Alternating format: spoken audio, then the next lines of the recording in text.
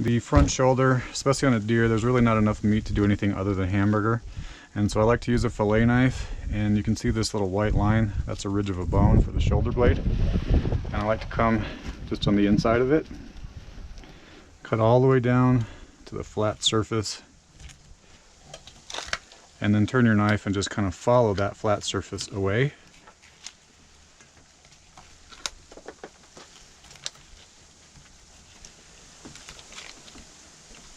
And you can see that's the bone right there. Getting all the meat off. And I'm just going to start filling up one of these little pans here with hamburger meat. So the grinder I use, they need to be in little chunks, probably about that big to go down through the mouth of the grinder.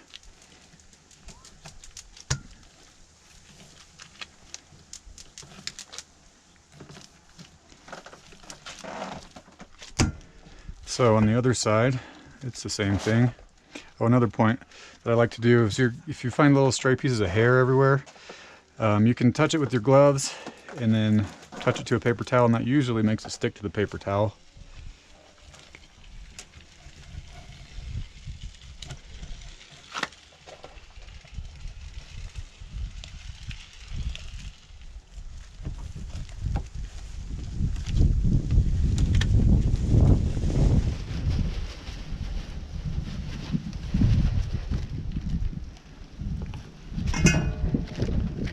I'll chunk that up off camera. It's a little smaller bites, so the video doesn't take so long to watch.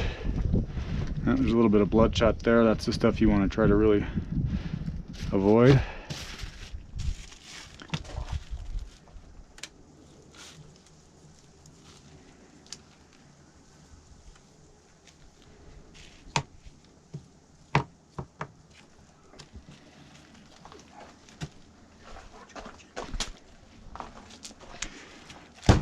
Alright, so when I flip this leg over, these tendons that are right here, they're really a little too tough to even eat in hamburger, so I usually come up a few inches and cut down to the bone and then pick it up and you just cut away from you.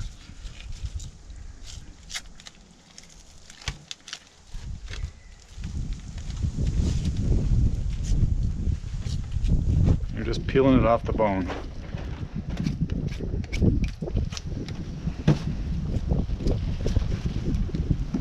Sorry, we had to take a break. The wind came up as I lift off my awning, my camper, so I put the awning up.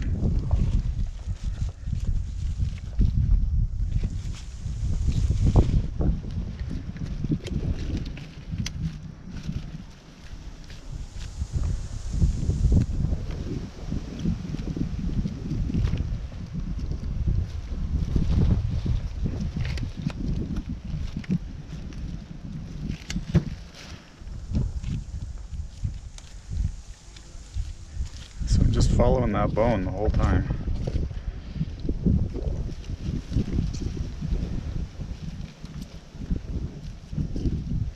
Here on the back there's a protrusion of the bone right there, and there's a lot of meat in there, so you usually come in like this and kind of cut down.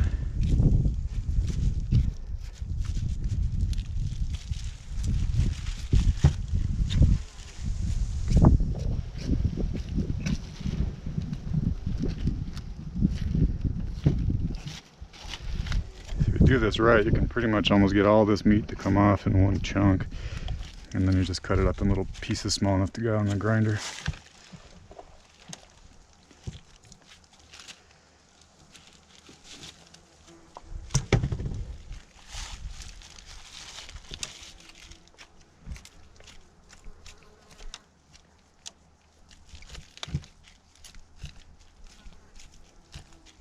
So now onto this top joint.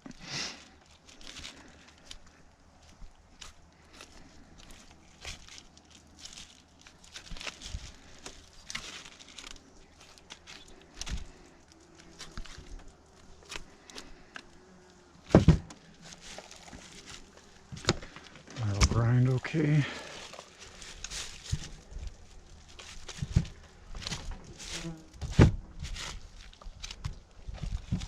Alright, on the back side of the shoulder blade, there's a fair amount of meat in here, so I like to come in right on this edge, the fillet knife, and just follow that bone line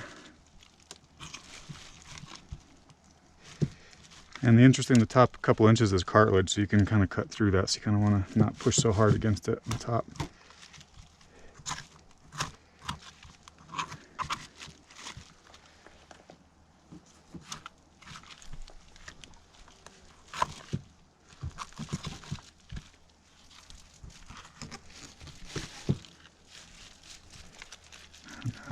That'll go through the grinder okay. And then it's just a matter of picking it up and kind of just cutting off the remaining little scraps of meat. Try to get as much as you possibly can.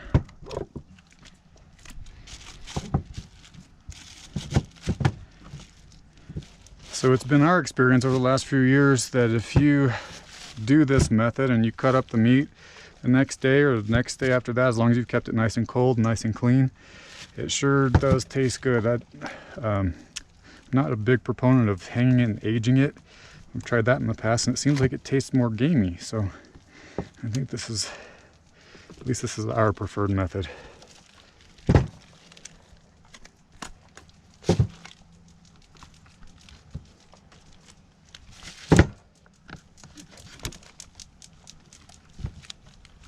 All right, I'll pick that clean a little bit more off camera. That's kind of boring to watch.